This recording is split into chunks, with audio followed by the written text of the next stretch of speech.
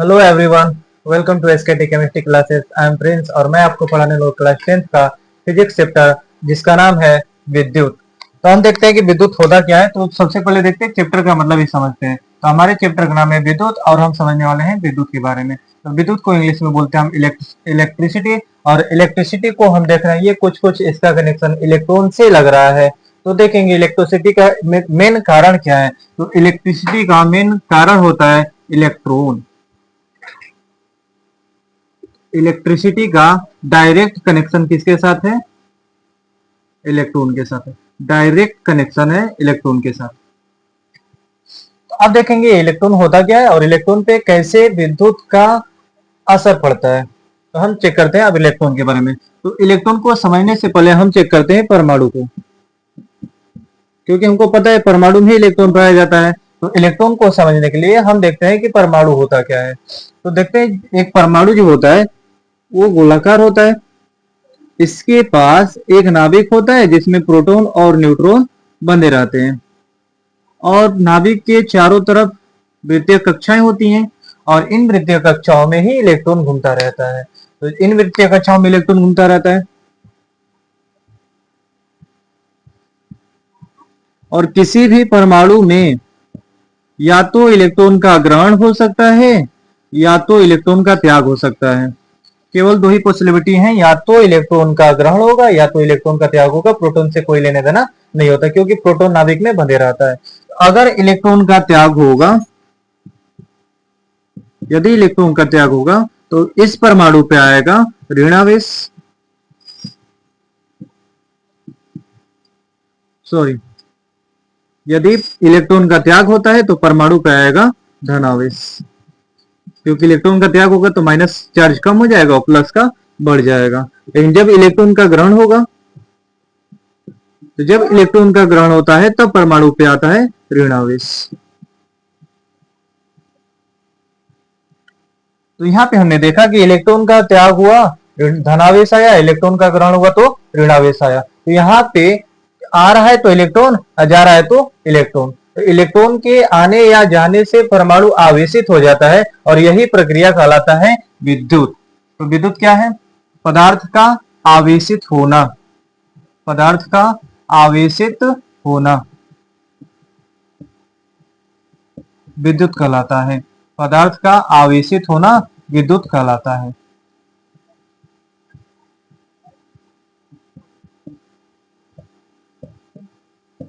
I hope आपको ये topic clear हो गया होगा। विद्युत क्या होता है? तो विद्युत कुछ और है नहीं, विद्युत होता है इलेक्ट्रॉन के कारण। इलेक्ट्रॉन आएगा तो ऋणावेश होगा, इलेक्ट्रॉन जाएगा तो धनावेश होगा। अर्थात कहने का सीधी सी बात है, किसी भी पदार्थ को आवेशित अगर करते हैं तो इस प्रक्रिया को हम बोलते हैं विद्युत यानी इलेक्ट्रिसिटी। क्लियर है? अब चलते हैं, हम देखते हैं कि विद्युत धारा होता क्या है। क्योंकि विद्युत हो गया कंप्लीट, तो विद्युत के बाद डायरेक्ट देखेंगे हम विद्युत धारा को। हम देखते हैं विद्युत धारा होता क्या है।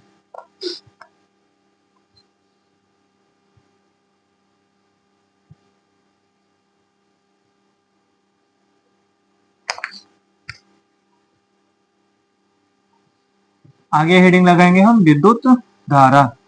विद्युत धारा इंग्लिश में बोलते हैं इलेक्ट्रिक करंट। इलेक्ट्रिक करंट, इसमें भी देख रहे हैं हम इलेक्ट्रिक आ रहा है। इलेक्ट्रिक मतलब इलेक्ट्रॉन से कनेक्शन होगा इसका भी।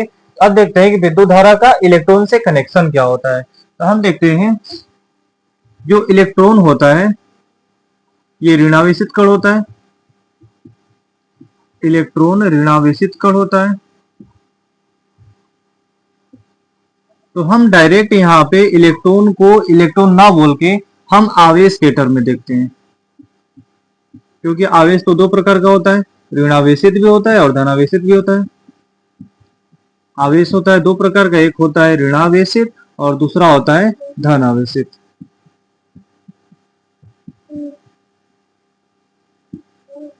ऋणावेशित होता भी है तो इलेक्ट्रॉन की वजह से, धनावेशित होता भी है तो इलेक्ट्रॉन के ही वजह से होता है। तो हम बात करते हैं यहाँ पे क्या होगा जब ऋणावेशित होगा और क्या होगा जब धनावेशित होगा। तो यहाँ पे देखते हैं हम, यदि आवेश गतिशील है, यदि आवेश गतिशील है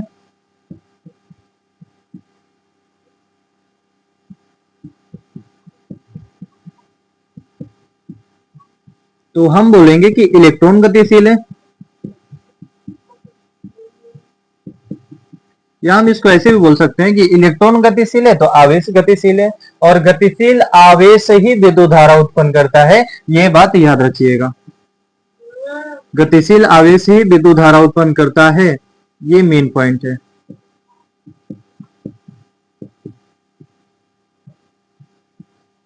तो विद्युत धारा उत्पन्न होने का मेन कारण यह है कि आवेश गतिशील होना चाहिए, या वो ऋणावेश हो या धनावेश हो। दोनों का कारण सिंपल है, इलेक्ट्रॉन, अगर इलेक्ट्रॉन जाएगा तो धनावेश होगा, इलेक्ट्रॉन आएगा तो ऋणावेश होगा। बस ये गतिशील होना चाहिए, यदि गतिशील होगा तब विद्युत धारा उत्पन्न होगा, नहीं तो विद्युत धारा उत्पन्न नहीं होगा। केवल ऋणावेशित या धनावेशित होने की प्रक्रिया विद्युत कहलाती है, विद्युत धारा नहीं कहलाती है, इसमें कंफ्यूजन में मत रहिएगा। यदि इलेक्ट्रॉन गतिशील है तो विद्युत धारा उत्पन्न होगा, इलेक्ट्रॉन गतिशील नहीं है तो विद्युत धारा उत्पन्न नहीं होगा। अब देखते हैं इसका एक्चुअल डिफिनेशन क्या होगा। हम तो विद्युत धारा समझ लिया, विद्युत धारा उत्पन्न कैसे होता है, इलेक्ट्रॉन गतिशील इलेक्ट्रॉन के कारण या गतिशील आवेश के कारण विद्युत धारा उत्पन्न होता है। लेकिन अब देखते हैं इसका परिभाषा, इसको परिभाषित हम कैसे करेंगे। इसको परिभाषित करना बहुत ही आसान है, जो पढ़े पूरा वही है, बस उसको समय के साथ तुलना कर देंगे। तो जैसे ही समय के साथ जोड़ेंगे तो वो बन जाएगा विद्युत धारा का परिभाषा। बोल देंगे आवेश के प्रवाह की, आवेश के प्रवाह की दर को, आवेश के प्रवाह की दर को विद्युत धारा कहते हैं। आवेश के प्रवाह की दर को विद्युत धारा कहते हैं। आवेश के प्रवाह की दर को विद्युत धारा कहते हैं। आई होप आपको क्लियर हो रहा होगा। धीरे धीरे कंसेप्ट क्लियर हो ही जाएगा, बस ध्यान से देखते रहिए, नहीं होगा तो फिर से बैक जाकर देख सकते हैं आप लोग। अब देखिए यहाँ पे क्या किया, आवेश का प्रवाह तो हो रहा है, लेकिन इसको जोड़ किससे दिए हम, समय से। दर का मतलब होता है रेट, रेट मतलब समय होता है, मतलब समय के साथ तुलना करने के, समय के साथ आवेश का प्रवाह कितना हो रहा है, कैसे हो रहा है, तब उसको बोलेंगे हम विद्युत धारा। विद्युत धारा को किससे दिखाते हैं, तो विद्युत धारा को हम दिखाते हैं आई से। विद्युत धारा को दिखाया जाता है आई से। अब देखिए यहाँ पे एक मेन पॉइंट जिसको आपको नोट करके लिख ही लेना चाहिए। ये जो विद्युत धारा होता है उत्पन्न वो किसके कारण होता है, आवेश के प्रवाह के कारण। आवेश होता किसके कारण है, इलेक्ट्रॉन के कारण। तो इलेक्ट्रॉन को विद्युत धारा का वाहक बोल सकते हैं। देखिए विद्युत धारा का वाहक क्या होगा, विद्युत धारा का वाहक क्या होता है, इलेक्ट्रॉन होता है। विद्युत धारा का वाहक क्या होता है, इलेक्ट्रॉन होता है। इलेक्ट्रॉन के कारण क्या होता है, आवेश होता है। तो हम ये भी बोल सकते हैं कि आवेश वाहक क्या होता है, इलेक्ट्रॉन होता है।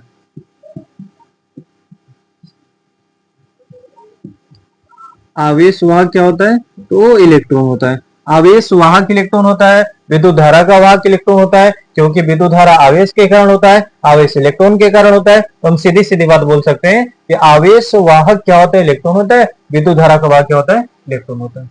क्लियर है।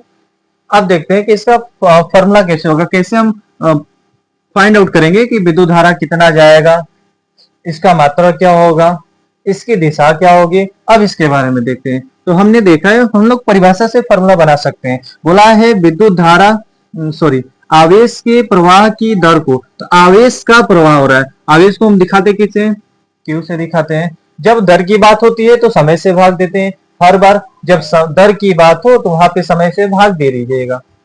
तो देखिए भाग देना है किसे, समय को, समय को दिखाते हैं हम टी से, तो ये आएगा आई के बराबर, और आई दिखाते हैं विद्युत धारा को।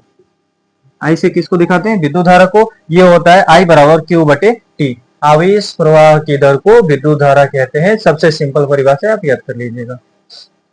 अब देखिए इसका मात्रक देखते हैं, विद्युत धारा को मापेंगे किसमें, इसका देखते हैं हम मात्रक। तो विद्युत धारा का मात्रक ज्ञात करने से पहले हमको आवेश का मात्रक ज्ञात होना चाहिए, समय का मात्रक ज्ञात होना चाहिए। आवेश का मात्रक क्या होता है, आवेश का मात्रक होता है कूलाम, इसको दिखाते हैं सी से, और समय का मात्रक होता है सेकेंड, इसको दिखाते हैं एस से। तो इसका मात्रक क्या हो जाएगा, कूलाम प्रति सेकेंड। और कूलाम प्रति सेकेंड को ही बोला जाता है एम्पियर। तो कूलाम प्रति सेकेंड को क्या बोलेंगे? एम्पियर। तो लिखेंगे विद्युत धारा का मात्रक कूलाम प्रति सेकेंड या एम्पियर होता है।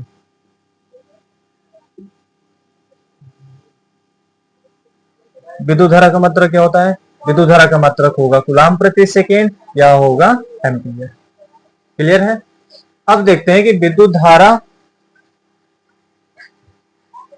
की दिशा क्या होगी। हम देखते हैं विद्युत धारा की दिशा क्या होगी। उसको समझने से पहले एक और छोटा सा पॉइंट है जो नोट करके हम समझ सकते हैं, उसको देख लेते हैं। पहले इधर का मिटा देते हैं, इधर का आप लोग नोट कर लीजिएगा।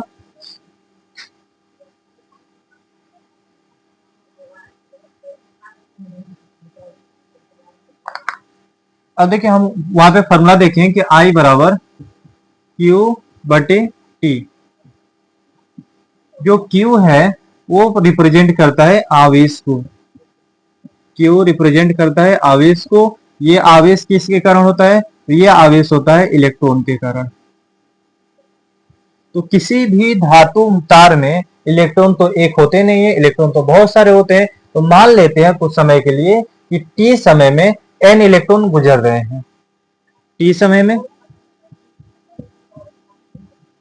में N इलेक्ट्रॉन का प्रवाह हो रहा है। N इलेक्ट्रॉन का प्रवाह हो रहा है।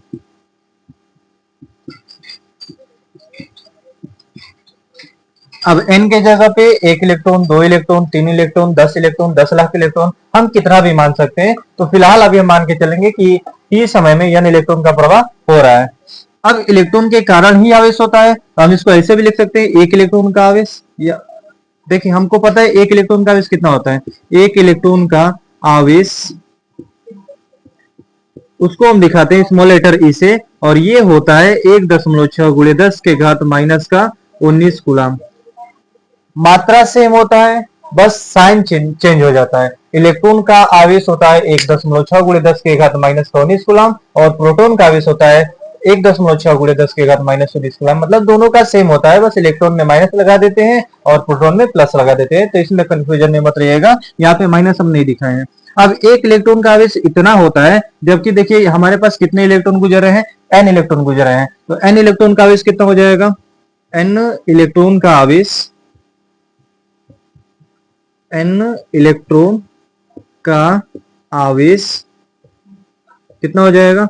1 इलेक्ट्रॉन का आवेश होता है E, तो N इलेक्ट्रॉन का आवेश हो जाएगा Ne। तो यहां से हम ये भी लिख सकते हैं I बराबर Ne बटे में T, क्योंकि कुल आवेश कितना हो गया है? कुल आवेश हो गया है Ne के बराबर। N इलेक्ट्रॉन जा रहे हैं तो N इलेक्ट्रॉन मिलकर कुल आवेश बनाएंगे, तो कुल आवेश होता है Q के बराबर, तो Q बराबर हो जाएगा Ne। तो यहां से देखिए एक नया फॉर्मूला आ गया I बराबर Ne बटे T। यहां से हम ये भी निकाल सकते हैं कि कितने समय में कितने इलेक्ट्रॉन गुजर रहे हैं, हम निकाल सकते हैं आराम से। जब यहां से n का मान निकालेंगे तो n का मान ही बताएगा कि कितने इलेक्ट्रॉन गुजर रहे हैं, कितने समय अंतराल में गुजर रहे हैं। आई होप इतनी बात आपको क्लियर होगी। अब चलते हैं हम सबसे मोस्ट इंपोर्टेंट टॉपिक पे, विद्युत धारा की दिशा क्या होगी। यहाँ से हमने क्या देखा? सबसे पहले देखा विद्युत क्या होता है। तो विद्युत होता है पदार्थ का आवेशित होना ही विद्युत कहलाता है। और पदार्थ आवेशित होता कैसे? या तो इलेक्ट्रॉन के जाने से होता है या तो इलेक्ट्रॉन के आने से होता है। इलेक्ट्रॉन जाएगा तो धन आवेशित होगा, इलेक्ट्रॉन आएगा तो ऋण आवेशित होगा। इतना देख लिए। फिर उसके बाद हमने देखा विद्युत धारा के बारे में। विद्युत धारा क्या होता है? विद्युत धारा होता है गतिशील इलेक्ट्रॉन के कारण।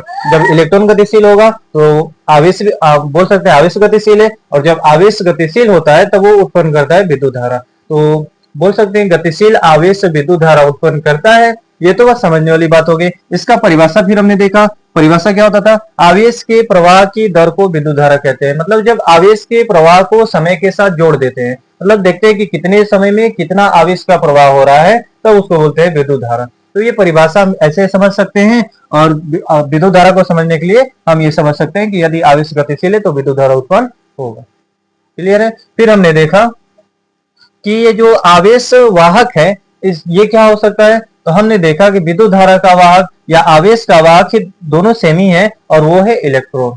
मतलब इलेक्ट्रॉन के कारण आवेश है, आवेश के कारण विद्युत धारा है, विद्युत धारा आवेश के कारण है, आवेश जो है वो इलेक्ट्रॉन के कारण है। तो दोनों का वाहक विद्युत धारा का और आवेश का वाहक क्या है, इलेक्ट्रॉन है। फिर हमने देखा एक फॉर्मूला देखा, छोटा सा फॉर्मूला है, विद्युत धारा को दिखाते हैं आई से। तो आई बराबर था क्यू बटे टी। क्यू क्या होता है, क्यू होता है आवेश और टी क्या होता है, समय।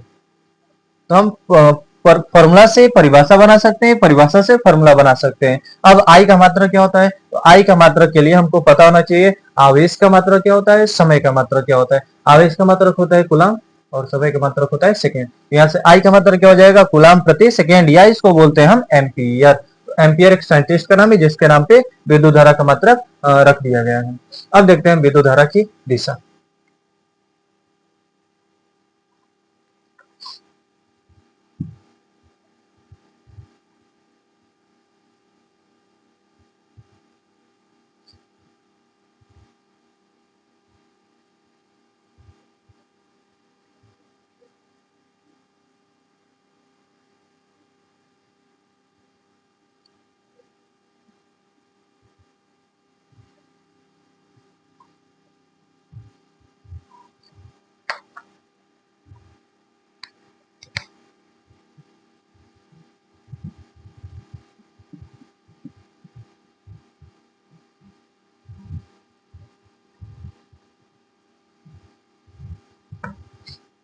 अब देखिए विद्युत धारा की दिशा क्या होगी।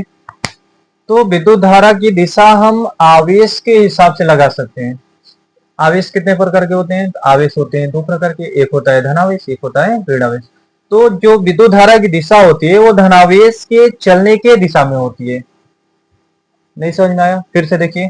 जैसे हमारे पास था परमाणु, मान लीजिए हमारे पास एक परमाणु है एल्यूमिनियम। मान लीजिए एल्यूमिनियम धातु का कोई तार है, तो इसमें एल्यूमिनियम के भर भर के परमाणु होंगे। तो इस एल्यूमिनियम के पास कैपेसिटी होती है इलेक्ट्रॉन त्यागने की।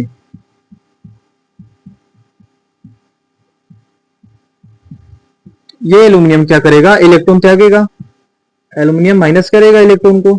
ये 3 इलेक्ट्रॉन को माइनस करता है और अपने आप पे 3 प्लस आवेशित, अपने आप को धनावेशित कर लेता है 3 प्लस चार्ज से। तो अब यहां से देखिए ये हो गया इलेक्ट्रॉन, ये भी अब फ्री हो गया क्योंकि निकाल दिया गया है, तो ये भी फ्री हो गया। और यहाँ पे जो एल्यूमिनियम धनायन बना है ये भी तो फ्री है।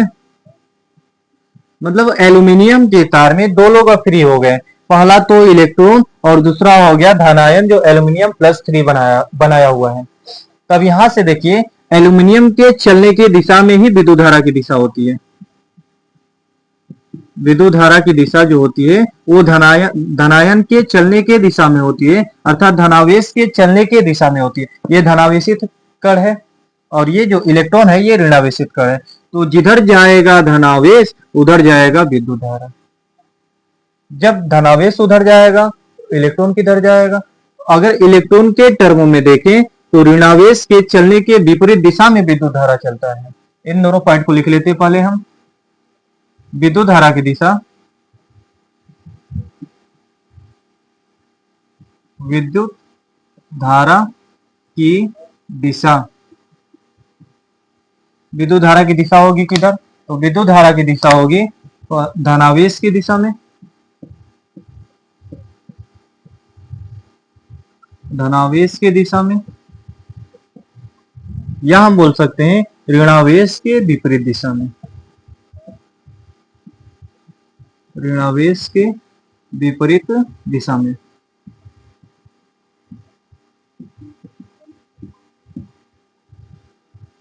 ऋणावेश के विपरीत दिशा में होगा। क्लियर होगी इतनी बात। अब हम ये देखेंगे, ये प्रश्न आता है कि सर क्यों धनायन उधर चला जाता है और इलेक्ट्रॉन इधर चला जाता है, जबकि इस पे माइनस का चार्ज है इस पे प्लस का चार्ज है, तो दोनों में आकर्षण होना चाहिए था। जब आकर्षण होगा तो दोनों को दूर दूर नहीं हटना चाहिए बल्कि दोनों को पास आना चाहिए था। ये कारण हो सकता है। तो चलिए ये प्रश्न हम आप पे छोड़ते हैं, आप बताइए कि इसका आंसर होगा क्या। इसका आंसर आप कमेंट में बताइएगा। तब तक के लिए चलते हैं, मिलेंगे नेक्स्ट टॉपिक में जो हमारा होगा विद्युत विभव एवं विभवांतर। तब तक के लिए धन्यवाद।